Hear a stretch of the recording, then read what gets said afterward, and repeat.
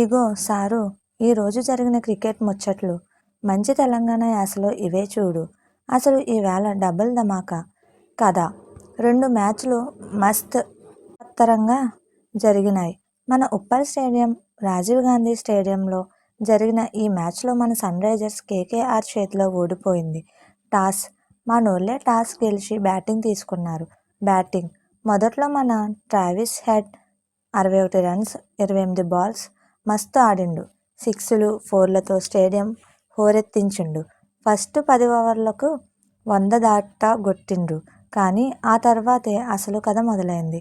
KKR bowler Varun చక్రవర్తి 3 వికెట్లు తన స్పిన్తో మాయ చేసిండు. సునీల్ నారాయణ్ కూడా 2 వికెట్లు తీసి ఐపీఎల్లో 200 వికెట్ల మైలురాయిని దాటిండు.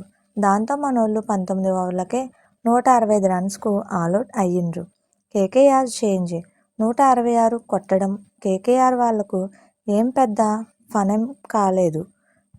అంగ్రీష్ రఘువంశీ 59 రన్స్ మంచి ఇన్నింగ్స్ ఆడిండు. అజింక్యా రహానే కూడా తోడవడంతో కేకేఆర్ 18.2 ఓవర్లలోనే కేవలం 3 వికెట్లు కోల్పోయి గెలిచింది. పాపం మన కమ్మిన్స్ భయ్య ఎంత కొట్లాడినా ఫలితం లేకుండా పోయింది. మీకు మా వీడియోస్ కనుక నచ్చినట్లయితే ఇలాంటి మరెన్నో విషయాలు తెలుసుకోవాలనుకుంటే డూ సబ్స్క్రైబ్ టు సమాజం ముచ్చట్లు.